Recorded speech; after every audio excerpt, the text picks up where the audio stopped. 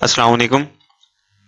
आज का जो हमारा टॉपिक और लेक्चर होने वाला है वो वन शॉट वीडियो के हवाले से है and this lecture is related to the reproduction. So now what is reproduction? Reproduction is a process which results in the formation of the new generations. यानी कि ये एक ऐसा प्रोसेस है जिसमें पेरेंट्स नई ऑफस्प्रिंग्स को जनरेट करते हैं। ठीक है, इसके सारी बेसिक्स हैं वो आपने बुक से देख लेनी और ज़रूरी नहीं है। एमकैट में हमारे जो मेन टॉपिक्स होंगे वो मेल रिप्रोडक्टिव सिस्टम है और मेल रिप्रोडक्टिव सिस्टम के साथ साथ फीमेल रिप्रोडक्टिव सिस्टम है। ठीक है, तो चलते हैं सबसे पहले मेल रिप्रोडक्टिव सिस्टम की तरफ। Male reproductive system is consist of male glands, accessory ducts as well as the associated ducts, associated glands. So male gonads, to be very specific, they are the testes, and the function of the testes या function of the male reproductive system क्या है? To produce the sperm are produced by the testes, और हम कह सकते हैं कि sperm are produced in the testes, और sperm formation of the sperm और spermatogenesis require a specific hormone जिसको हम कहते हैं testosterone. Testosterone is a steroidal hormone. It is released by the interstitial cells present between the seminiferous tubules. अच्छा, अभी इस तरह एक मैंने जनरल सी बातें की हैं जो आपके दिमाग में गर्दिश करेंगी, लेकिन आगे हम इनको देखेंगे जो भी मैंने कहा है। तो सबसे पहले मेल रिप्रोडक्टिव सिस्टम का काम है स्पर्म को प्रोड्यूस करना, दूसरा काम है भाई इजैकुलेट करना। So now what is ejaculation of the semen? तो ejaculation of semen means release of the sperm or release of the semen in the female reproductive tract during the sexual intercourse. So during sexual intercourse semen और sperm के release होने को female reproductive tract में हम कहते हैं ejaculation of the semen, और ये एक important function है कि इसका male reproductive system का for the process of the reproduction। तीसरा प्रोसेस है इसका सेक्स हार्मोन्स की प्रोडक्शन। सो ये कौन मेल रिप्रोडक्टिव सिस्टम कौन सा हार्मोन प्रोड्यूस करता है? टेस्टोस्टेरोन। मेल रिप्रोडक्टिव सिस्टम में कौन से सेल्स टेस्टोस्टेरोन प्रोड्यूस करते हैं? Interstitial cells. कौन से सेल्स प्रोड्यूस करते हैं? Interstitial cells. Interstitial cells are also known as Leydig cells. Interstitial cells are now also known as Leydig sales.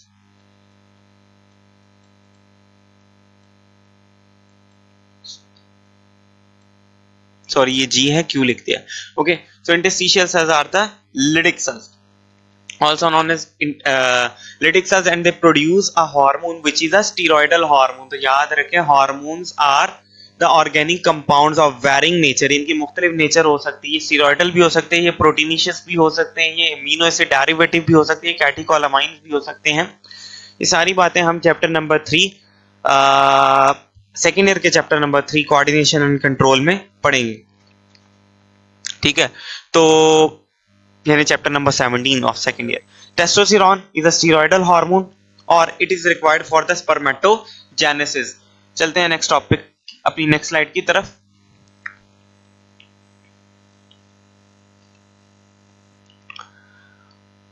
और ये खुल गई नेक्स्ट स्लाइड।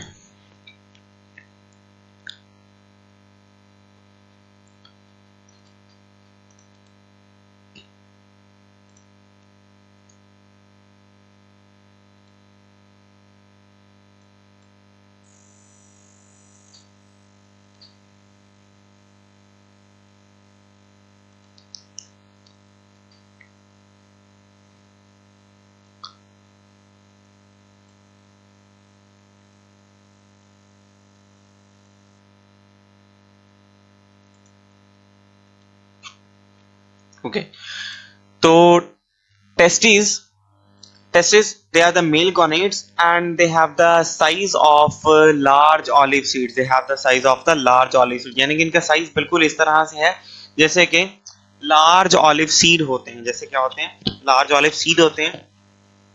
और इनकी शेप कैसी है? इनकी शेप ओवल शेप है। ये बलोचिस्तान बोर्ड में साफ तौर पर ये बातें लिखी हुई हैं। और इसके अलावा अगर बात करूं तो each testis is consist of 250 to 300 lobules जिस तरह से एक ट्यूब से छोटी ट्यूब को कहते हैं ट्यूब्यूल, एक लोब से छोटे लोब को कहते हैं लोब्यूल। तो इसी तरह these testes are consist of lobules, यानी कि लोब से छोटा लोब लोब्यूल, और कितने लोब्स होते हैं 250 to 300 लोब्स। और इसी तरह एक लोब के अंदर कितनी सेमिनिफेरस ट्यूब्यूल्स होने वाली हैं? तकरीबन एक लोब के अंदर 1 से 4 सेमिनिफेरस ट्यूब्यूल्स होते हैं। Inside each lobule 1 to 4 seminiferous tubules are tightly packed. 1 to 4 seminiferous tubules are the tightly packed। और एक टेस्टिस फर्ज कर लेंगे, एक मेल गोनेड है, एक मेल टेस्टिस है, और ये उसमें क्या बने हुए हैं, जिनको ये जो रेड कलर से मैं बनाने जा रहा हूँ, ये उसमें क्या बने हुए हैं? लोब्यूल। और ये लोब्यूल के अंदर ये जो व्हाइट व्हाइट आपको नजर आ रहा है, ये है seminiferous tubules, and between the seminiferous tubules interstitial cells are present. Interstitial cells produces a hormone which is a steroidal hormone known as testosterone, male number 1 hormone।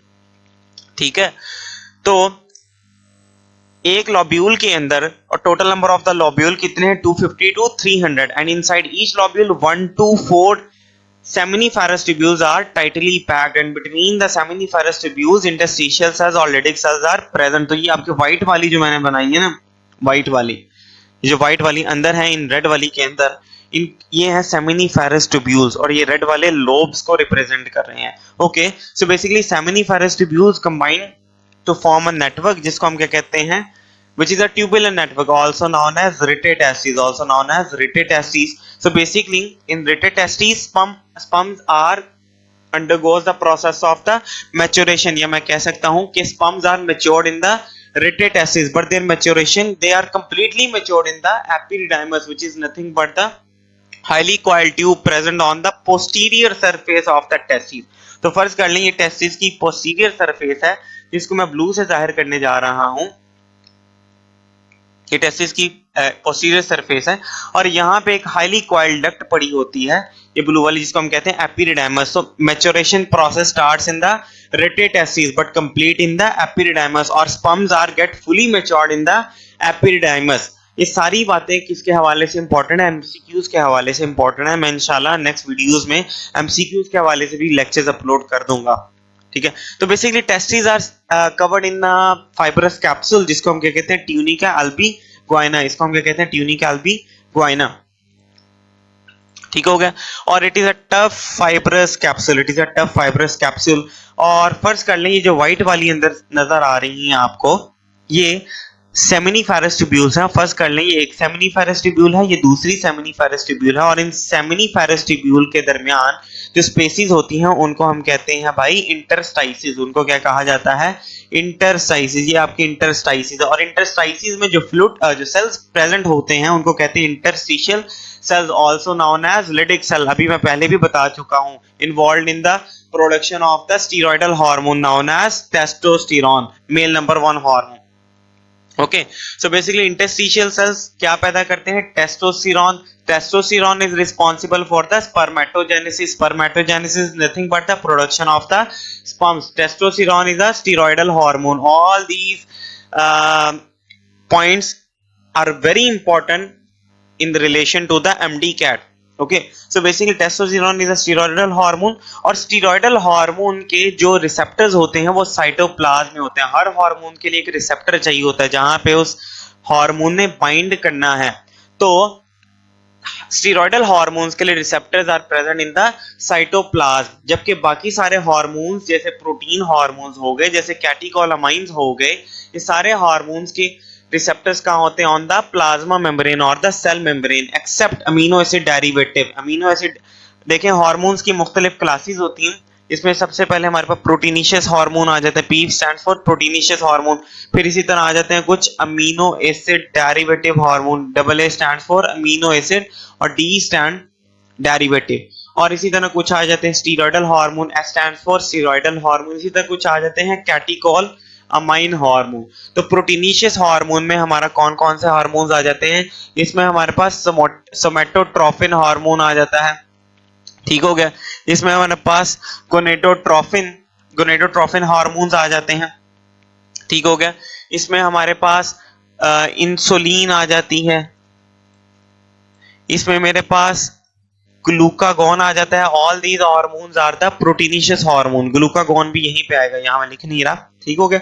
Amino acid derivative में one of the most important example is the thyroxine. One of the most important example is the thyroxine, and it is an exception. All these hormones except amino acid derivatives and the steroidal hormone have receptors on the plasma membrane. सिर्फ steroidal hormone और thyroxine which is the amino acid derivative, ये सारी hormones की classes हैं। ये कहाँ पर होंगे?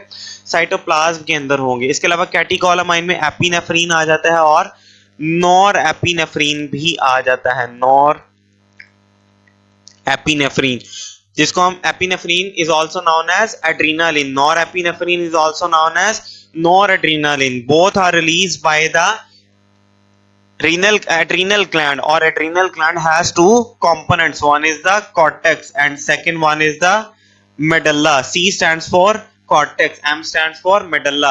So these are the medullary hormones of the adrenal gland. यानी कि सुप्रारेनल ग्लैंड, जिसको हम एड्रीनल ग्लैंड के नाम से जानते हैं, उसके मेडल्ला से निकलेंगे और इसके फंक्शंस के बारे में बाद में बात करेंगे। अभी हम अपने लेक्चर की आम बातों की तरफ बढ़ते हैं। Now I have completed testes. Let's move on the accessory ducts. Accessory ducts. So basically accessory ducts में सबसे पहले तो रेटे टेस्टिस आ जाते हैं, जिसके बारे में मैंने आपको बताया है कि sperms are produced into the sperms. Basically interstitial cells releases a hormone, steroidal hormone, testosterone, acts on the seminiferous tubules, results in the formation of the sperms, a process known as spermatogenesis. यानी कि formation of sperm takes place in the seminiferous tubules, but maturation takes place or starts in the retate testes, but sperms get completely matured in the epididymis, which is also one of the accessory ducts. Retate testes is also one of the accessory ducts. So now हम बात कर चुके थे रेटे testis के बारे में, अब मैं बात करने जा रहा हूँ एपिडिडाइमस के बारे में। Epididymis is a highly coiled tube, अभी मैंने बताया, which is resting on the posterior surface of the testes. So suppose कर लें आपकी टेस्टिस हैं, ये उनके लोब्यूल्स हैं। Total number of the lobes कितने होते हैं? 250 to 300. Inside each lobule, sorry lobe नहीं, lobule, inside each lobule how many seminiferous tubules are tightly packed? So 1 to 4 seminiferous tubules are tightly packed. Or on the posterior surface a highly coiled tube or duct is present, also known as epididymis, and inflammation of the epididymis leads to the epididymitis. Okay, so basically epididymis is involved in the maturation of the sperm. Maturation of sperm is completed in the epididymis. Okay, so basically epididymis के बाद epididymis हमें ले जाती है एक और main muscular duct की तरफ, जिसको हम कहते हैं वास डेफरन और डक्टस डेफरन। वास डेफरन और डक्टस डेफरन, ठीक हो गया। अब यहाँ पे एक रिलेशन को मैं जोड़ने जा रहा हूँ जो आपको आगे समझ आ जाएगा। तो हमें पता है मेल रिप्रोडक्टिव सिस्टम में एपिडिडाइमस तो होता है, और उसके साथ ही एपिडिडाइमस से फिर आगे अटैच होती है वास डेफरन और ductus deferens, which is nothing but a muscular duct. Epididymis is a highly coiled duct, vas deferens और ductus deferens is a muscular duct. Okay, so basically vas deferens और ductus deferens क्या करती है? Seminal vesicle की gland, seminal vesicle gland की duct के साथ join करता है। यानी मैं कहना क्या चाहता हूं, हम जानते हैं कि हमने देखा कि मेल रिप्रोडक्टिव सिस्टम में 3 बातें बहुत इंपॉर्टेंट है। वन, जिसमें से उस पहले तो मेल गोनेड्स आ गए थे, और मेल गोनेड्स में टेस्टिस थी, to be very specific they are the testis. उसके बाद हम बात करेंगे एक्सेसरी डक्ट्स की, और एक्सेसरी डक्ट्स में एपिडिडाइमस और वास डेफरन वगैरह ये सारी आ जाते हैं। अब एक्सेसरी ग्लैंड्स की अगर बात करें तो उनमें एक ग्लैंड होता है seminal vesicle gland, seminal vesicle gland, और अदर ग्लैंड्स भी होते हैं जैसे bulbourethral gland, also known as Cowper's gland. इसके अलावा एक और ग्लैंड होता है जिसको हम क्या कहते हैं? प्रोस्टेट ग्लैंड, ठीक हो गया। तो tunica albuginea is a tough fibrous capsule, अभी बताया मैंने, ठीक है। तो बेसिकली होता क्या है कि जो वास डेफरन होता है, ये जो वास डेफरन है ना, ये एक लॉन्ग मस्कुलर ट्यूब है और ये ज्वाइन करती है सेमिनल वेसिकल, जो कि ग्लैंड है मेल रिप्रोडक्टिव सिस्टम में, ठीक हो गया। ये पाउच लाइक होता है, इसकी एक डक्ट होती है, और vas deferens join the duct of the seminal vesicle. When the vas deferens join the, suppose कर लें ये ब्लू वाली vas deferens है और ये ब्लैक वाली सेमिनल वेसिकल की डक्ट है, तो जैसे ही इसको ज्वाइन करेंगे तो नतीजे में जो डक्ट बनेगी ना, जो नतीजे में जो डक्ट बनेगी वहां जो नई डक्ट बनेगी, फर्ज कर लीजिए जो नई डक्ट निकल रही है, ये रेड वाली, ये क्या है, ejaculatory duct. It is known as ejaculatory duct. So we can say that when vas efferent, which is a long muscular tube, joins the duct of the seminal vesicle, it leads to the formation of the ejaculatory duct, which is involved in the ejaculation. Ejaculation is nothing but the release of the sperms into the female reproductive system. Okay, so I hope क्या आपको समझ आ गई होगी। तो seminal vesicle क्या होते हैं, वो इनकी शेप कैसी होती है, पाउच लाइक। इसी तरह जबकि टेस्टिस की शेप कैसी होती है, ओवल शेप होती है। इनका साइज कितना होता है, ऑलिव, लार्ज ऑलिव सीड्स की तरह होता है। ओके, सेमिनल वेसिकल एक शुगरी फ्लूइड सेक्रेट करता है, जिसमें मेन शुगर कौन सी होती है, fructose, which is the source of the energy to for the sperm. So basically होता क्या है कि स्पर्म ने मूव करना होता है, और हर मूवमेंट, हर मोटिलिटी के लिए there is a requirement of the energy and basic petrol and basic source of the energy to the body or to the cells is carbohydrates, and for the sperm fructose is main sugary component which is present in the sugary fluid secreted by the seminal vesicle, an accessory gland of the male reproductive system। accessories को क्यों कहा जा रहा है, तो कुछ चीजें होती हैं नेसेसरी, कुछ होती हैं एक्सेसरी। जैसे मैं बात करूं, अगर अपनी डेली लाइफ की एग्जांपल लूं, तो मुझे पता है कि कपड़े पहनना जरूरी है, ठीक है, कपड़े पहनना तो ये मेरी नेसेसरी में है, ये मेरी नेसेसिटीज में आ जाते हैं। जबकि घड़ी पहनना जरूरी नहीं है, घड़ी पहनना जरूरी नहीं है, और अंगूठी पहनना हाथों में बिल्कुल जरूरी नहीं है। अगर ये मैं पहन रहा हूं तो ये एक्सेस में आएंगी, ये एक्सेसरी है। ओके, तो यूं इसी तरह अगर मैं बात करूं तो मेल रिप्रोडक्टिव सिस्टम को अच्छे तरीके से टू बी वेरी एफिशिएंट या to make it very efficient, हमें क्या चाहिए, सारे ग्लैंड्स, ये सारी चीजें चाहिए। लेकिन इसके बगैर भी मेल रिप्रोडक्टिव सिस्टम काम कर सकता है, लेकिन एफिशिएंसी के साथ काम नहीं कर सकता। बहरहाल इसमें ज्यादा और कोई डीप जाने की जरूरत नहीं है, ना ही कोई इन बातों में कुछ रखा है। तो बात करते हैं आगे स्पर्म की। Sperm basically it has three regions. How many regions sperm contain? It has three regions. One is the head में क्या होता है भाई, न्यूक्लियस। इसके अलावा हमारे पास नेक में क्या होती है भाई, माइटोकॉन्ड्रिया। इसके अलावा tell which is a flagella, और flagella is nothing but the microtubule, and microtubule are made up of the tubulin protein. So basically microtubules are nothing but the part of the cytoskeleton involved in the cellular movement, involved in the movement of the spindle fibers, flagella, cilia, etc. Okay, तो यहाँ तक हमारे पास ductus Efron, epidermis और rete testis और थोड़ा बहुत portion मैंने seminal vesicle का भी कवर कर दिया है।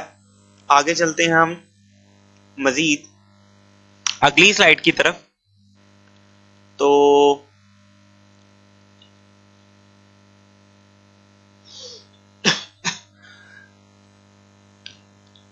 जो बहुत इंपॉर्टेंट चीज आने वाली है वो है हमारे पास associated ducts, associated glands, associated glands.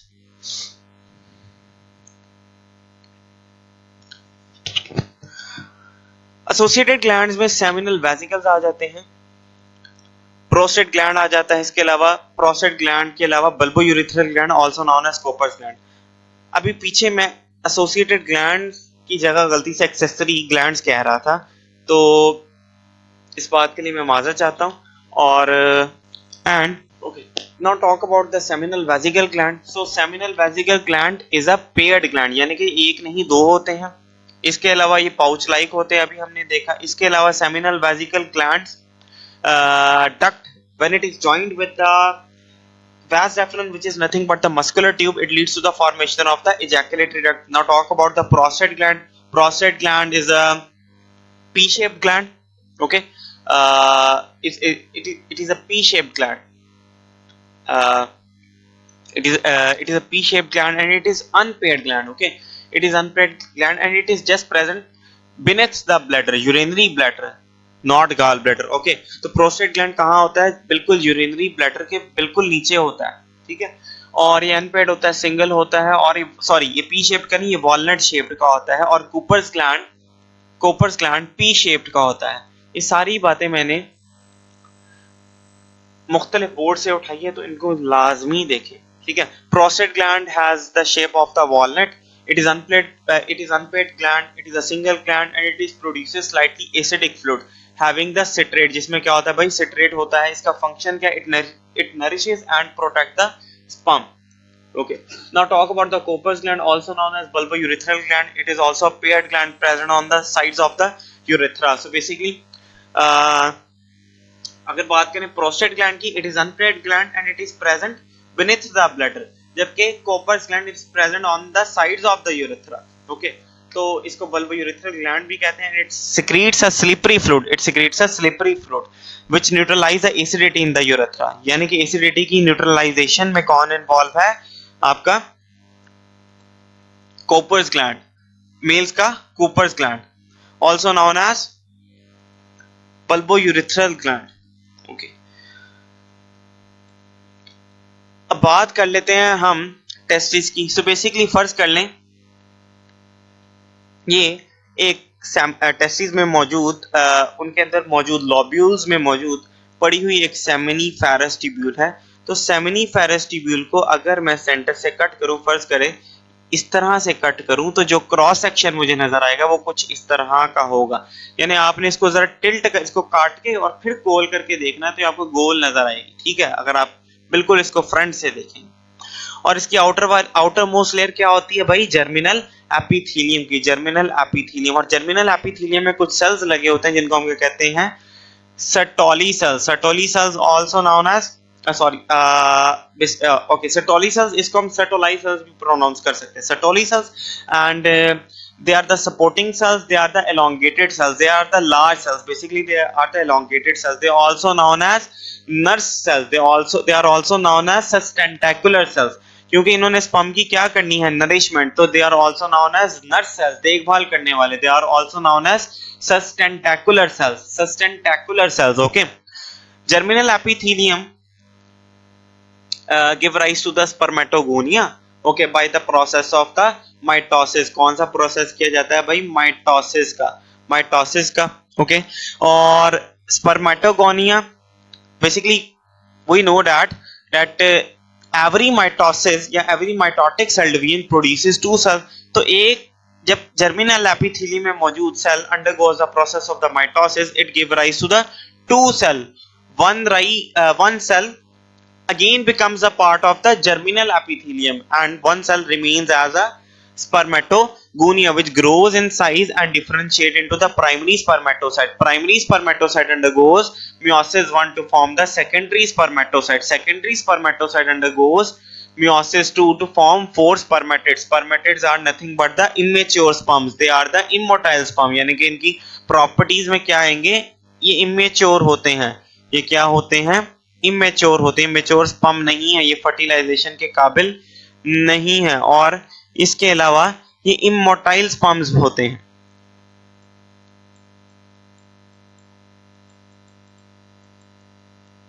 they are the immotile sperms, now spermatids are converted into the mature sperms, which are the mature one by the process of the spermiogenesis। ये process है, ये MD cat के हवाले से एक important question है कि by which process spermatids are converted into the mature sperms. So this process is known as spermiogenesis. How spermatogonia is converted into the primary spermatocytes by the process of the differentiation. Primary spermatocyte undergoes secondary spermatocyte by the process of the meiosis 1 and meiosis 2. So meiosis 1 of the हमने meiosis पढ़ी है chapter number 21 cell cycle में second year के। So basically meiosis 2 की property क्या है, that it prophase lacks G2 phase, but G2 phase is present in the M1 phase. So basically G2, G1, S phase are the phases of the interphase. The phase present between the two consecutive cell division is known as interphase, consists of G1 phase, also known as postmitotic phase, S phase, DNA synthesis phase, also known as, okay, and G2 phase, which is a pre-mitotic phase. So basically meiosis 2 lacks G2 phase. वैसे irrelevant बात थी इस topic में, वैसे ज़हन में आई तो मैंने आपसे इसका जिक्र किया। इसके अलावा Sertoli cells, so most elongated cells in the germinal epithelium, और हम कह सकते हैं यानी कि इस जर्मिनल एपिथेलियम में जो सर्टोली सेल्स हैं, टेंटेकुलर सेल्स हैं, उनकी प्रॉपर्टी क्या है? They are the elongated cells. The elongated cells in the shape of the Sertoli cells are the basically the shape of the Sertoli cells is elongated. Elongated cells are the Sertoli cells. Supporting cells are the Sertoli cells. Nurse cells are the Sertoli cells. Okay. तो यहाँ पे मैंने how sperms are formed इसके बारे में हल्का सा introduction दिया, और इसके बारे में मजीद देखते हैं।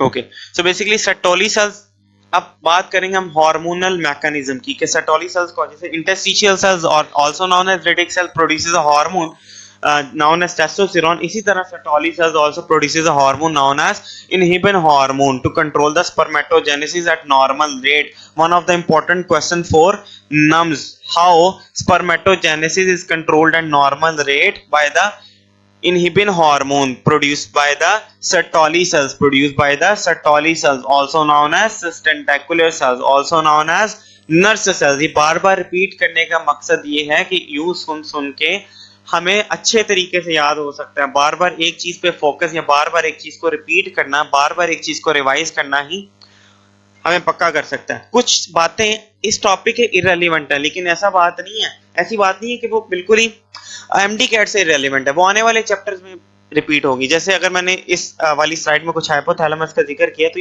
इसका ताल्लुक कोऑर्डिनेशन एंड कंट्रोल से है, लेकिन इसका जिक्र करने का मकसद ये है कि थोड़ी सी बेस बन जाए यहीं पे। इसका ये हरगिज मतलब नहीं है कि इररिलेवेंट है। Okay, so basically spermatogenesis begins at puberty, ठीक है, जबकि in contrast basically there are some differences in male and females and in case of the reproductive systems or reproductive cycles. So basically spermatogenesis always begins at the puberty, यानी कि जब mails बुलगत पे पहुंचते हैं या जब वो मैच्योर हो जाते हैं, जब वो प्यूबर्टी की एज पे पहुंचते हैं, उनमें स्पर्मेटोजेनेसिस कब स्टार्ट होती है? बिल्कुल प्यूबर्टी पे। But in contrast to the males, in females oogenesis begins before the birth, यानी कि मेल्स में sperm production starts at the age of the puberty, but in females oogenesis starts before the birth. Spermatogenesis in male starts at the puberty, oogenesis in female starts before the birth. तो अभी इसको देखते हैं भाई, at birth क्या होता है कि सेमिनिफेरस ट्यूब्यूल्स में कोई ल्यूमेन नहीं होता। भाई अगर मैं बात करूँ, ये आपकी एक सेमिनिफेरस ट्यूब्यूल है, इसके अंदर एक ल्यूमेन होता है, एक स्पेस होती है, जबकि बर्थ पे हमारे पास ये मेल्स के पास सेमिनिफेरस ट्यूब्यूल्स तो होती हैं, लेकिन उनमें कोई ल्यूमेन नहीं होता। ल्यूमेन नहीं होगा तो स्पर्म प्रोडक्शन नहीं हो सकती, ठीक हो गया। और इंटरस्टिशियल सेल्स, लिडिक सेल्स इनको कहते हैं, also known as Leydig cells, produces a hormone testosterone, a steroidal hormone. Now talk about the hypothalamus. अभी इसको मैं लिंक करूंगा, बहुत इंपॉर्टेंट बात होने जा रही है भाई। Hypothalamus is the major part of the coordinating system. Hypothalamus is the part of the forebrain. Forebrain consists of basically brain is consist of three parts: forebrain, midbrain, and hindbrain. So forebrain is consist of thalamus, limbic system, as well as the cerebrum. The largest portion of the forebrain is the cerebrum. अच्छा, अभी बात करते हैं हम limbic system की। तो basically forebrain में तीन हिस्से आते हैं ना, वन इज द सेरिब्रम आ जाता है, और एक उसमें होता है लिम्बिक सिस्टम। LS से उसको रिप्रेजेंट कर रहा हूं, लिम्बिक सिस्टम, ठीक है। एक चीज आ जाती है लिम्बिक सिस्टम, और एक होता है हमारे पास thalamus. Now limbic system further has three parts. Limbic system, how many parts present in the limbic system? One is the hypothalamus, second one is the hippocampus, okay, and there is another part which is the amygdala. almond like shape होती है उसकी, इसके बारे में बाद में देखेंगे। Now talk about the hypothalamus which is related to the limbic system. Okay, talk about the hypothalamus. Hypothalamus is also called the major coordinating center of the body. The major coordinating center of the body is the hypothalamus, whereas the major respiratory center of the body is the medulla oblongata. कई बार pronunciation आगे पीछे हो जाती है। तो hypothalamus किस में involve होता था भाई? हाइपोथैलेमस हमें पता है कि it is a battery of the releasing factors और इनहिबिटिंग फैक्टर्स। रिलीजिंग फैक्टर में क्या, अगर अभी हम बात करें सेक्स हार्मोन से रिलेटेड, तो एक गोनेडोट्रोफिन रिलीजिंग फैक्टर सिक्रीट करता है, सॉरी ये गोनेडोट्रोफिन रिलीजिंग फैक्टर सिक्रीट करेगा which comes from the hypothalamus, and it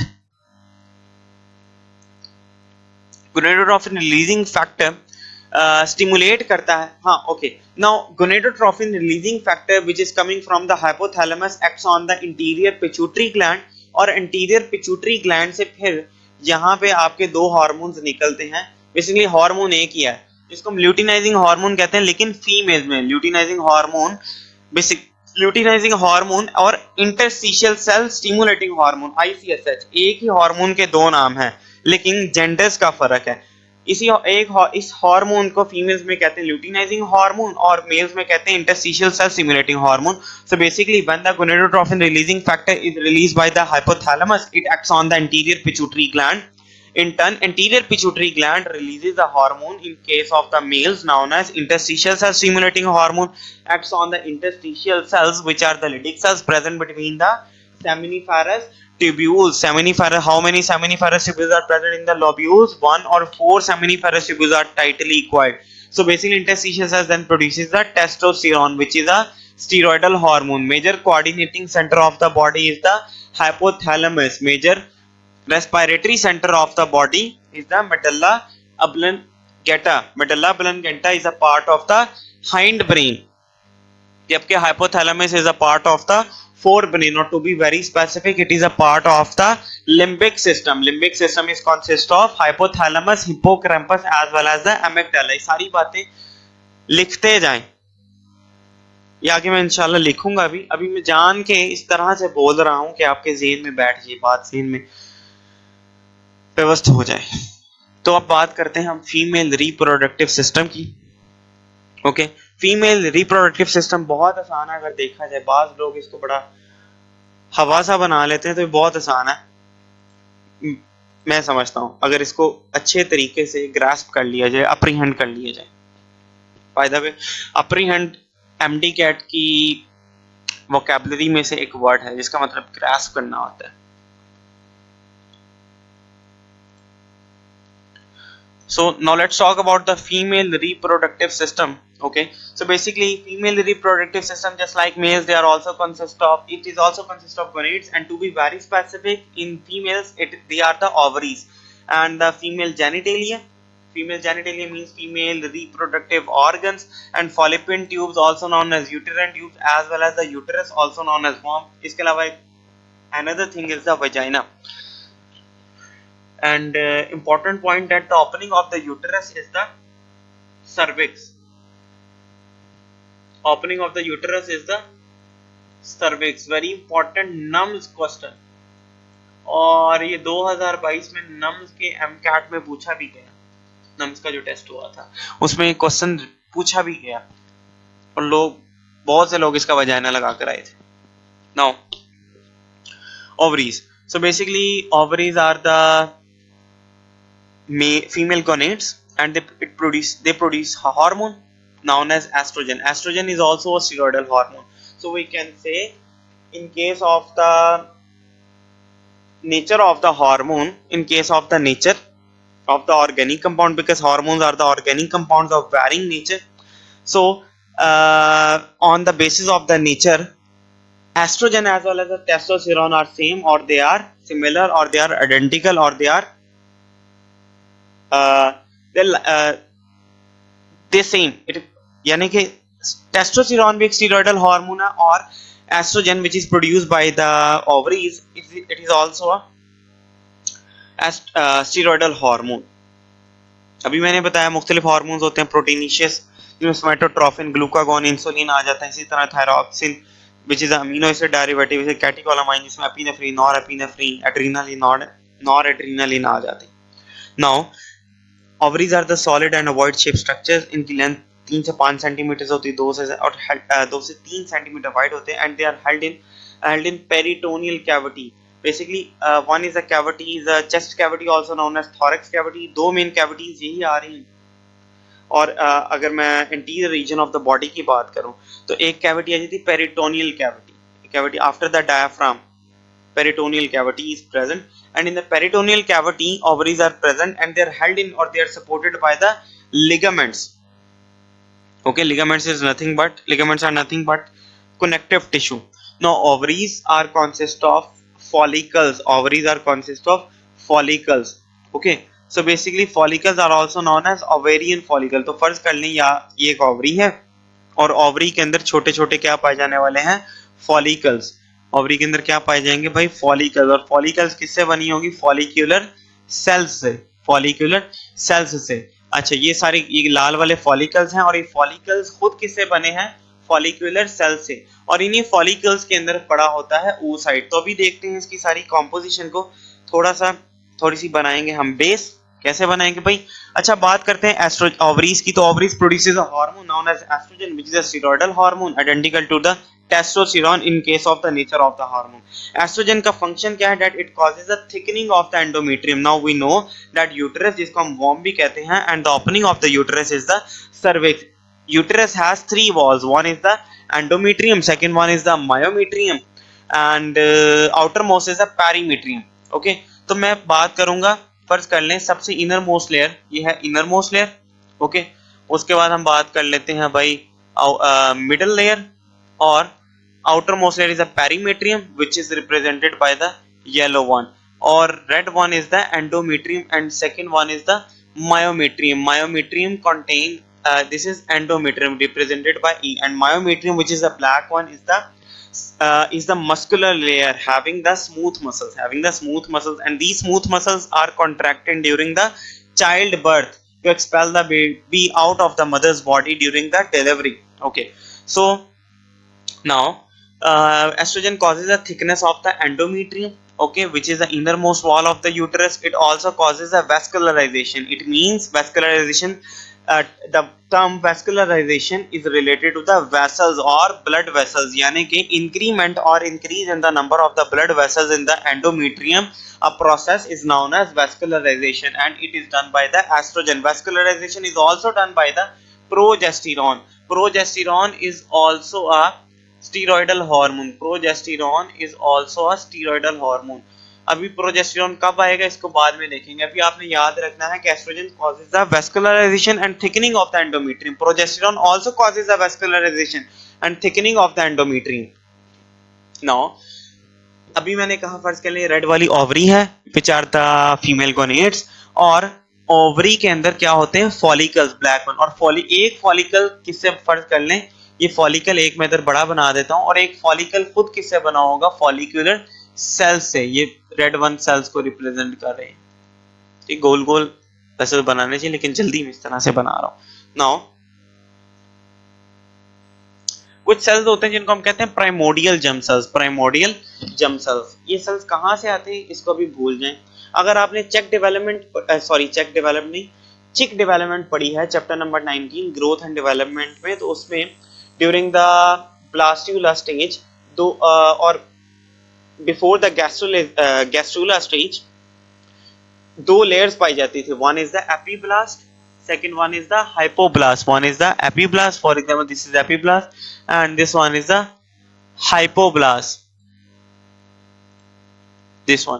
तो आप एपीब्लास्ट अपर वन, इसी एपीब्लास्ट से फर्ज कर लें ये आपकी ई वाली जिसे बनाई, ये एपीब्लास्ट है। क्या है, एपीब्लास्ट है। इसी एपीब्लास्ट से कुछ सेल्स आते हैं जिसको हम कहते हैं, एपीब्लास्ट ह्यूमंस में भी होती है। वो चिक को उन्होंने वैसे एक स्टैंडर्ड बना के समझाने की कोशिश की है। तो ये सारे प्रोसीजर्स में ह्यूमंस में भी हो रहे होते हैं। तो इसी तरह इसी एपीब्लास्ट से कुछ सेल्स आते हैं जिनको हम क्या कहते हैं, primordial germ cells. Primordial germ cells give rise to the Oogonia. Oogonia undergoes the mitotic division to form mitosis. Always results in the formation of the number of the cells and cluster of cells, or basically cluster of Oogonia by the mitotic division is surrounded by the flat epithelial cells, जिनको हम क्या कहते हैं, follicular cells कहते हैं। जिसको तो basically होता क्या है कि एपीब्लास्ट से कुछ सेल्स आते हैं primordial germ sales which give rise to the oogonia, just like spermatogonia. Oogonia undergoes mitosis to form cluster of oogonia. Okay, so basically this cluster is surrounded by some cells known as epithelial cells. These cells are known as epithelial cells. और जब oogonia घिरे जाएं, जब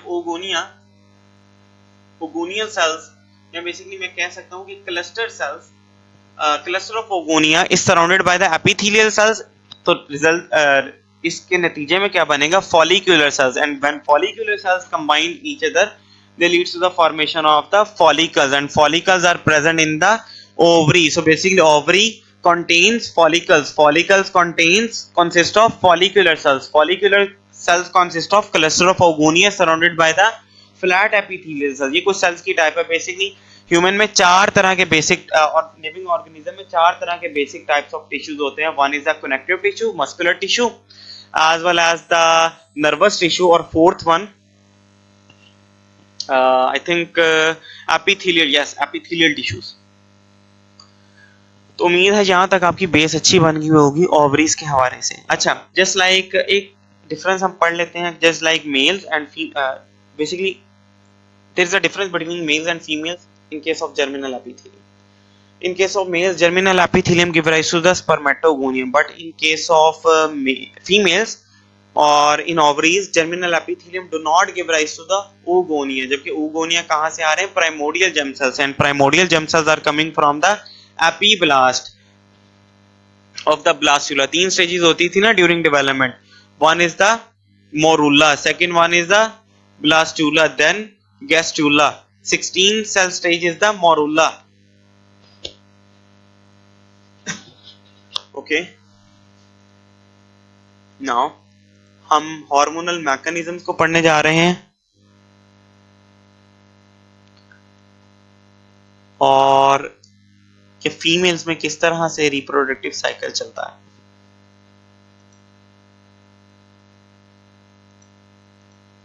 ये इसका इस topic का female reproductive cycle का सबसे इंपॉर्टेंट पॉइंट डिस्कस करने जा रहा हूं मैं, तो गौर से सुनिएगा.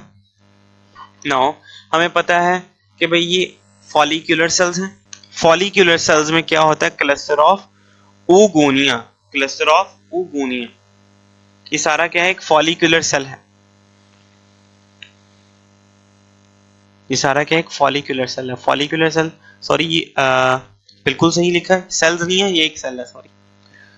इसमें बाहर वाली जो लेयर है ये है फ्लैट एपिथेलियल सेल्स के अंदर oogonia, और when the oogonia are surrounded by the flat epithelial cells which is one of the basic type of the tissue, it leads to the formation of the follicular cells. Follicular cells combine together to form follicles, and follicles are of three types. One is the primary, second one is the secondary, third one is the tertiary follicles. Tertiary follicles are also known as Graafian follicles. Now primary follicles क्यों होती हैं, क्योंकि इनमें ये सारी ये क्या है, ये क्या है भाई. अच्छा, यहाँ पे एक और बात कि फर्ज का इस तरह के हजारों आपको फॉलिकल्स, ये एक फॉलिकल, ये क्या है, हाँ ये एक फॉलिकुलर सेल है, और इस तरह के हजारों फॉलिकुलर मतलब हजारों भी नहीं, मतलब मुख्तलिफ बहुत सारे फॉलिकल सेल्स मिलेंगे और क्या बना देंगे, फॉलिकल्स. क्या बना देंगे, फॉलिकल्स. और हर सेल के अंदर ये स्ट्रक्चर पाया जाने वाला है. फॉलिकल्स के अंदर एक मेल ओवम पड़ा होता है. फीमेल का मेन रिप्रोडक्टिव सेल जिसको हम एग या ओवम कहते हैं वो इनके अंदर पड़ा होगा, इन्हीं फॉलिकल्स के अंदर, इन्हीं फॉलिकल्स के अंदर, which are formed by the follicular cell. Follicular cells are nothing but the cluster of the oogonia surrounded by the flat epithelial cells. Okay. Now primary follicles are without the cavity. There is no cavity. जब cavity ना हो किसी follicle में तो उसको primary follicle कहते हैं, और जब कैविटी बन जाए लेकिन उसमें फ्लूइड ना हो तो उसको हम सेकेंडरी फॉलिकल कहते हैं. और टर्शियरी फॉलिकल में कैविटी भी वेल डेवलप होती है और fluid, this cavity is filled with the fluid, also known as follicular fluid. Now talk about the fallopian tube. So it is also known as uterine tube. It is 10 centimeter long, or fertilization occurs in the uterine tube or the fallopian tubes. In which part of the uterine tube or fallopian tube fertilization occur? Proximal portion, inside the proximal portion. Now talk about the uterus, the opening of the uterus, most important NUMS question. is the cervix.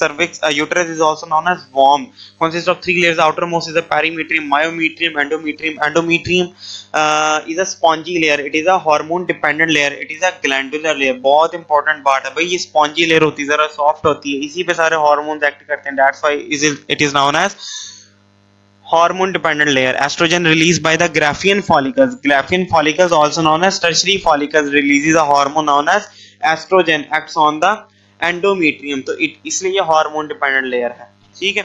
और इसमें glandular layer भी होती है, कुछ secretions भी secrete करती है embryo के लिए.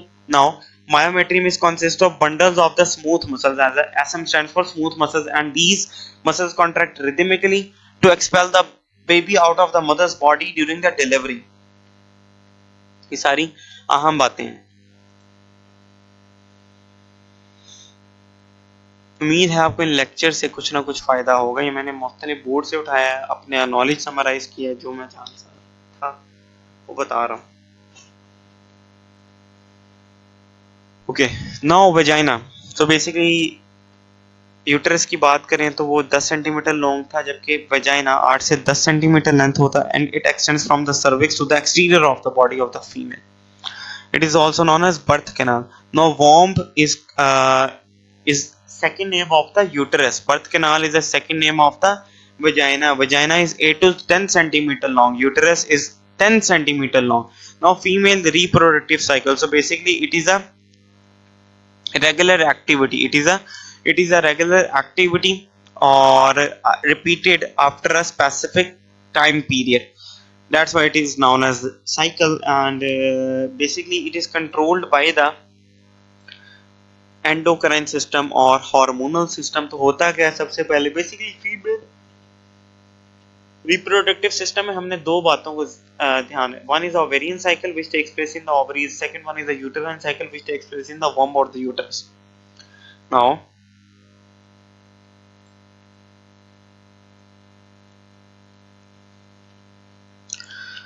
फंक्शंस क्या हैं फीमेल रिप्रोडक्टिव सिस्टम में. तो वन ऑफ द फंक्शन क्या है कि बेबी को डिलीवरी के लिए पाथवे प्रोवाइड करता है, मेंस्ट्रुअल फ्लो को पाथवे प्रोवाइड करता है. एंड मेंस्ट्रुअल फ्लो और periods is nothing but the reproductive cycle and it consist of average 28 days. ज्यादा भी हो सकता है, 21 से 35 दिनों पे भी हो सकता है, लेकिन एवरेज कितने डेज होते हैं, 28 दिन होते हैं. नो ओवेरियन साइकिल की बात करें, ओवेरियन साइकिल तो it consist of 3 phases, follicular phase, ovulatory phase, luteal phase. And uterine cycle की बात करें, it consist of menstrual phase, proliferatory phase, secretory phase. Menstrual phase is consist of 1 to 5 days. Proliferatory phase is consist of 6 to 14 days. Secretory phase is consist of 15 to 28 days. Okay.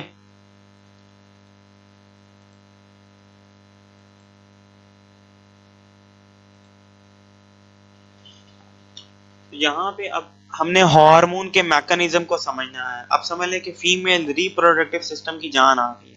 तो बिल्कुल hypothalamus हमें पता है. Hypothalamus is the major coordinating centre of the body. Also it is the battery of the inhibiting and activating factors और releasing factors. Factors means hormone. तो gonadotrophin releasing factor निकलेगा hypothalamus से, acts on the anterior pituitary. Anterior pituitary releases in result a hormone known as follicle stimulating hormone, FSH. Follicle stimulating hormone act on the pool of the growing follicle. Now what does it mean by the growing follicle? तो सबसे पहले जो हमने पढ़ा था ना कि primary follicle, secondary follicle, tertiary follicle. तो प्राइमरी फॉलिकल से बनने से पहले कुछ फॉलिकल्स होते हैं जिनको हम कहते हैं primordial follicle. So primordial follicles when are converted into the primary follicles, they are converted into the primary follicles. तो यहाँ इस दरमियान में जो भी follicles होंगे वो सारे क्या हैं, growing follicles, क्योंकि ये primary follicles बनने के लिए क्या कर रहे हैं, grow कर रहे हैं. तो FSH acts on the pool of the growing follicles and pool of the growing follicles begin to grow. Only one follicle is selected from the pool of the growing follicle. The selected one is known as recruited follicle. जैसे अक्सर army के बारे भी लिखा होता है that it is a center of recruitment, just like इस तरह से लिखा होता है. तो recruit का मतलब क्या होता है, select करना. Now one follicle from the growing pool is selected, known as selected follicle, also known as recruited follicle, while other ones are generated, or the remaining follicles present in the pool of the growing follicle are degenerated. A process known as follicle atresia, in which the remaining follicles are degenerated other than the recruited or selected follicle. Now recruited follicle continue to grow and becomes a Graafian follicle. A Graafian follicle has a cavity, also the fluid is known as follicular fluid. Okay, so basically Graafian fluid क्या करता है, secrete करता है oestrogen को, और oestrogen has a positive feedback with the luteinizing hormone. More will be the estrogen levels, more will be the luteinizing hormone. Estrogen comes from the ovaries, luteinizing hormone comes from the anterior pituitary, follicle stimulating hormone comes from the interior pituitary. LH in case of males also known as interstitial cell stimulating hormone coming from the anterior pituitary. So more will be the levels of the estrogen by the Graafian follicles stimulate the anterior pituitary to secrete its hormone known as LH in females, luteinizing hormone. Now luteinizing hormone क्या करता है, it causes the rupturing of the follicles. It causes the rupturing of the follicles, the ruptured follicles, to release the ovum. Why rupturing of follicles occur? To release the ovum, a process known as ovulation. Now the ruptured follicles are known as corpus luteum. The ruptured follicles are known as corpus luteum. I have told you that apart from the estrogen there is another hormone known as progesterone, which is also a steroidal hormone. Testosterone is a steroidal hormone, estrogen is a steroidal hormone. Progesterone, just like estrogen, also causes the thickening of the endometrium to make it stable for the implantation. Implantation is nothing but the attachment of the embryo to the endometrium, which is the inner wall of the uterus or the womb. The opening of the uterus is the cervix. Okay, now corpus luteum are the ruptured follicles, nothing but the ruptured follicles, and they are the source of the progesterone, which is nothing but the steroidal hormone. Okay, so steroidal hormone, basically there are two sources of the progesterone. One is the primary source, second one is the secondary source. Primary source is the corpus luteum, secondary source is the placenta. So जब embryo की फर्ज करें ये endometrium है और ये embryo है, ये ब्लैक वन, तो जैसे ही ये यहाँ पे आके अटैच हो जाएगा एंडोमीट्रियम पे, इस प्रोसेस को कहते हैं इम्प्लांटेशन। और जैसे ही एम्ब्रियो और एंडोमीट्रियम के दरमियान प्लेसेंटा बन जाएगा, तो प्लेसेंटा भी एक सोर्स है प्रोजेस्टेरॉन का। ओके, तो बढ़ते हैं आगे। ये सारा हार्मोनल मैकेनिज्म था जो बेहद इंपॉर्टेंट है।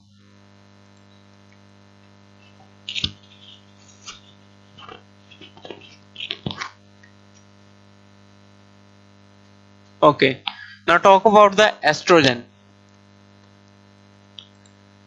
एस्ट्रोजन क्या करता है भाई, थिकनिंग और वेस्कुलराइजेशन कर रहा है किसकी, endometrium, which is the inner wall of the uterus.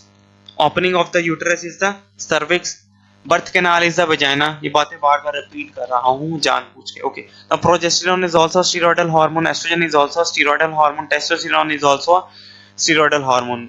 Oestrogen क्या करता है, causes a thickening of the endometrium, जबकि progesterone causes a further thickening of the endometrium. It causes the further thickening of the endometrium. Now,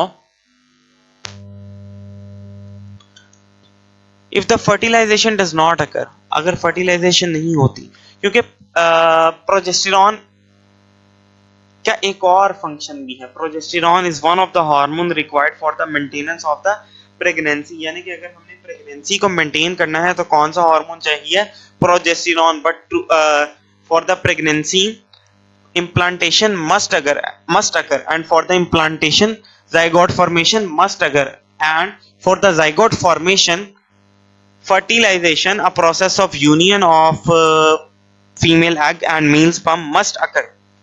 यानी कि अगर fertilisation ही नहीं हो रही तो जाइगोट नहीं बनेगा, जाइगोट नहीं बनेगा तो वो डिवाइड होके ब्लास्टोमेर्स में कन्वर्ट होगी, एम्ब्रियो नहीं बनाएगा, एम्ब्रियो नहीं बनेगा तो इम्प्लांटेशन भी नहीं होगी, इम्प्लांटेशन नहीं होगी तो प्लेसेंटा भी नहीं होगा, और अगर प्लेसेंटा नहीं होगा तो इसका मतलब कोई भी वुमेन प्रेग्नेंट नहीं है, वो कंसीव नहीं कर रही, वो एक्सपेक्ट नहीं कर रही, तो इसके नतीजे में हमें प्रोजेस्टेरॉन की कोई ज़रूरत नहीं है, क्योंकि प्रेगनेंसी नहीं हो रही।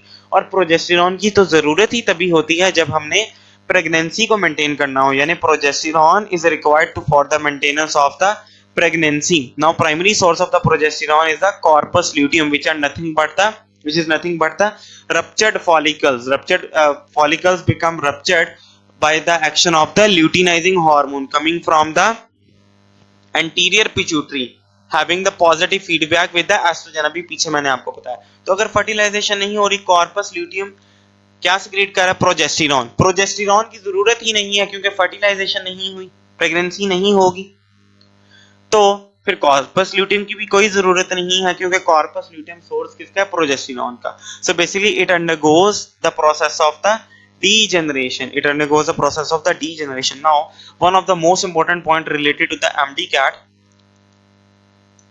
is related to the cervix, opening of the uterus. तो ये यहाँ पे करके कहीं cervix होता है और ये cervix है, और cervix के अंदर एक प्लग लगा होता है म्यूकस का, यानी एक रुकावट रखी होती है, और ये बड़ा थिक होता है, ये म्यूकस बड़ा थिक होता है, स्टिक होता है। लेकिन जब सेक्सुअल इंटरकोर्स होता है तो स्पर्म ने चूंकि मूव करना है आगे फर्टिलाइजेशन के लिए, और फर्टिलाइजेशन कहाँ होती है? यहाँ पे कहीं फॉलोपियन ट्यूब्स के अंदर, स्पर्म को यहां से होके जाना पड़ेगा। ओके, तो यहां से होके जाने के लिए इस प्लग को क्रॉस करना जरूरी है, और ओपनिंग को क्रॉस करना जरूरी है, which is the cervix, which is the opening of the uterus. तो होना क्या चाहिए कि इस म्यूकस की थिनिंग कर दी, इसको पतला कर दिया जाए। तो बेसिकली होता क्या है कि when the estrogen level rises, it causes a thinning and crystallization of the cervix mucus, so that the sperm can easily pass through it and move towards the estrogen by the process of the ovum, by the process of the chemotaxis. A movement due to the chemicals is known as chemotaxis. Plants में भी आपने इसके बारे में पढ़ा होगा, chemotaxis, जैसे bryophytes वगैरह में भी।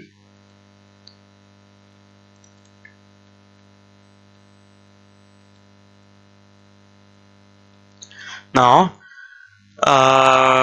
हम लेक्चर के बिल्कुल इख्तिताम की तरफ हैं और तकरीबन खत्म होने वाला है। Now uterine cycle, ovarian cycle की मैंने आपको बता दिया है, वो ओवेरियन साइकिल ही था जो मैंने बताया कि कैसे फॉलिकल स्टिमुलेटिंग हार्मोन आ रहा है और कैसे ल्यूटिनाइजिंग हो रही है, सब कुछ फॉलिकल्स में हो रहा है, आपके ओवरीज में हो रहा है, फॉलिकल्स में हो रहा है।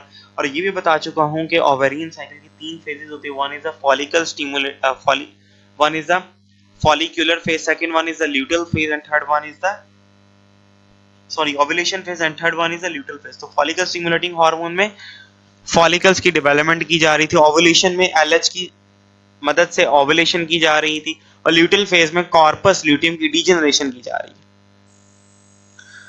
Now uterine cycle, तो uterus is different thing from the ovaries, but the uterine cycle and ovarian cycle are carried side by side।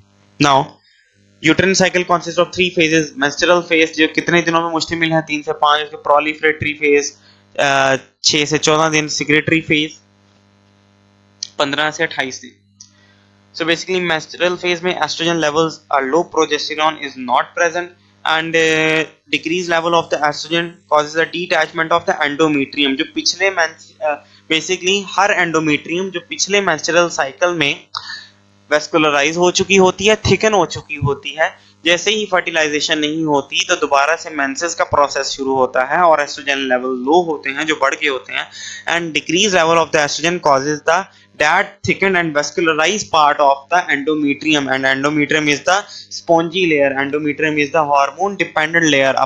It is a process accompanied by the blood, और यही वो process है जिसके नतीजे में menses होती हैं, यहाँ ब्लीडिंग होती है और एंडोमेट्रियम की डिटैचमेंट हो जाती है। Now talk about the proliferatory phase। proliferatory phase, estrogen is raised in the level and it is secreted by the Graafian follicles, luteinizing hormone coming from the anterior pituitary gland, and basically high levels of the estrogen has positive feedback with the LH, results in the high level of the LH, and high level of the estrogen causes a thinning of the cervical mucus, which is a plug in the cervix, and cervix is the opening of the uterus, and uterus is also known as womb. Okay, so यहाँ पे अगर मैं मजीद बात करूं तो thickening of the endometrium भी कहाँ पे होती है? प्रोलिफरेटरी फेज में। उसके बाद सिक्रेटरी फेज में जब रप्चरिंग हो जाती है फॉलिकल्स की तो प्रोजेस्टेरॉन के लेवल्स बढ़ते हैं कि शायद अगर फर्टिलाइजेशन हो गई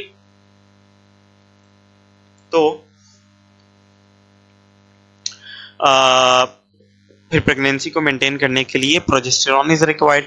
further vascularisation is done by the progesterone and it occurs in the secretory phase, and also this phase also prepares endometrium for implantation if fertilization basically fertilization नहीं हो रही या हो रही है लेकिन इम्प्लांटेशन के लिए रेडी किया जाता है, लेकिन जैसे वो फर्टिलाइजेशन नहीं होती इस बात का पक्का सबूत मिल जाता है तो कॉर्पस ल्यूटियम की डीजनरेशन शुरू हो जाती है, प्रोजेस्टेरॉन के लेवल्स नीचे होने लग जाते हैं, और जैसे ही प्रोजेस्टेरॉन के लेवल्स डिक्लाइनिंग की तरफ जाते हैं तो ये क्या करते हैं? Detachment of the endometrium, and detachment of the endometrium is a process which is completed और accompanied by the blood, a process known as menses. That's why it is known as menstrual cycle. Recognized or characterized by the release of the menstrual flow through the birth canal, which is also known as vagina, which length 8 to 10 centimeters. Okay, now कुछ MD cat के हवाले से ये सारी बातें जो मैंने इधर लिखी और बार बार बोल रहा हूँ ये सारी एमडी कैट के हवाले से इंपॉर्टेंट है। नाउ ये कुछ आखिरी बातें हैं एमडी कैट के हवाले से और इनका खास ख्याल रखना है। नाउ यहाँ पे अगर मैं बात करूं 2 साइकिल से बेसिकली हमारे पास एक ओवरी में चल रहा है, यूटेरस में, और ओवरी में चलने वाला साइकिल ओवेरियन, यूटेरस में चलने वाला यूटेराइन साइकिल। नाउ ओवरी में जो ओवेरियन साइकिल है उसकी 3 फेजेस है। One is a follicular phase, ovulation phase, second और third one is a luteal phase. Uterus में मेंस्ट्रुअल, प्रोलिफरेटरी और secretory phase, and these are side by side. Basically जिस वक्त फॉलिकुलर फेज उधर चल रही होगी ओवरी में, इधर कौन सी फेज होगी? मेंस्ट्रुअल फेज होगी। जिस वक्त ओव्यूलेशन फेज चल रही होगी ओवरी में, यूटेरस में कौन सी फेज होगी? प्रोलिफरेटरी। तो ये सारी फेजेस साइड बाय साइड है, यानी कि ओवरियन साइकिल और uterus cycle side by side चल रही है। इस बात को जहन में रखना। बाकी इनकी डेज हैं जो मैं पहले भी बता चुका हूँ। नाउ मेंस्ट्रुअल साइकिल तकरीबन एवरेज इसकी क्या होती है? 28 दिन की होती है, लेकिन ये 21 से 35 दिनों का भी हो सकता है। इंपॉर्टेंट पॉइंट है। नाउ ओव्यूलेशन की अगर बात करूं तो 14 से ओव्यूलेशन कब होती है भाई? ओव्यूलेशन 14 से 16 दिनों में हो सकती है। और longest phase is the secretory phase, longest phase is the secretory phase, जबकि shortest phase is the ovulatory phase. Shortest phase कौन सी? ओव्यूलेशन के लिए लेस देन 5 मिनट्स चाहिए, ओव्यूलेशन के लिए लेस देन 5 मिनट्स चाहिए। ठीक हो गया ना? यानी ओव्यूलेशन के लिए जितना टाइम चाहिए वो लेस देन 5 मिनट्स चाहिए होते हैं ओव्यूलेशन के लिए। रिलीज ऑफ एग के लिए कितना इस प्रोसेस के लिए कितना टाइम चाहिए? Less than 5 minutes. That's why it is the shortest phase of the female reproductive cycle, जबकि longest phase belongs to the uterine cycle and it is the secretory phase in which the progesterone levels becomes high and it prepares the endometrium for the implantation. यहाँ मैंने लिखा भी कि ovulation के less than 5 minutes चाहिए होते हैं। Now हम बात करेंगे हल्का थोड़ा सा मैं टच दूंगा फेडरल की बुक से। ये तमाम बातें वैसे फेडरल से भी मैंने बीच में काफी कुछ आपको आगाह कर दिया। एक डायग्राम दिखाना चाहता था।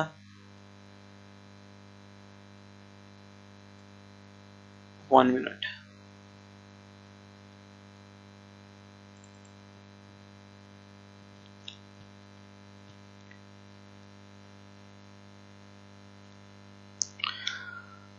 बुक खुलती है तो रिप्रोडक्शन, ये फेडरल की बुक है। May B I hope so आप लोगों के पास होगी।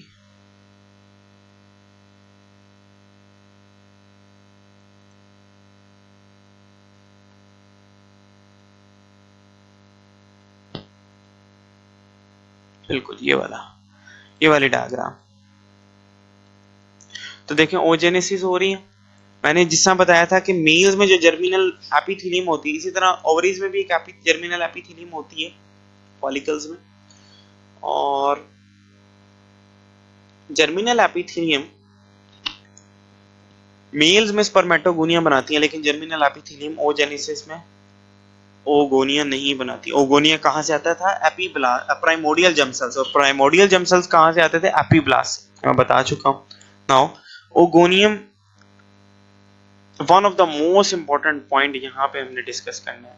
तो बेसिकली जो ओगोनिया होता है ना, ओगोनिया ये फिर से माइटोसिस करता है ताकि क्या बनाती है? जो प्राइमरी ओसाइट। ये सब काम बर्थ से पहले हो रहा है।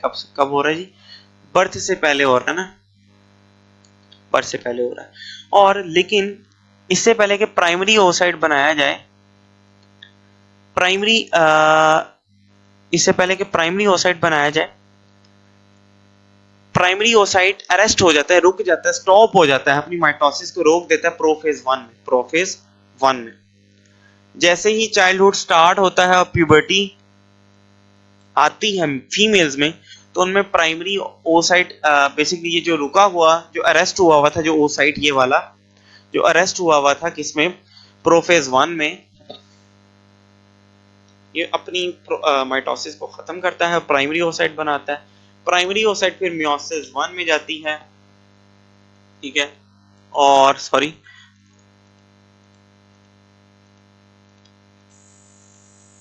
और सेकेंडरी ओसाइट बनाती है। वेट अ मिनट,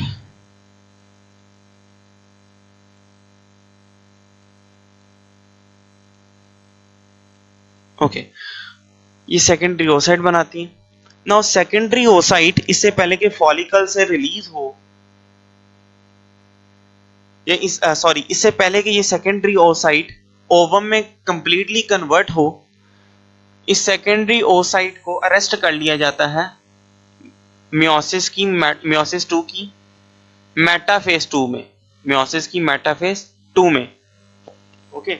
यानी कि मैं ये कहूंगा कि before the puberty in females, primary oocyte is arrested in prophase 1 of mitosis, and after the puberty and before the fertilization, secondary oocyte is arrested at the metaphase 2 of the meiosis 2. Metaphase 2 is characterized by the equatorial plate in which the homologous chromosomes are arranged.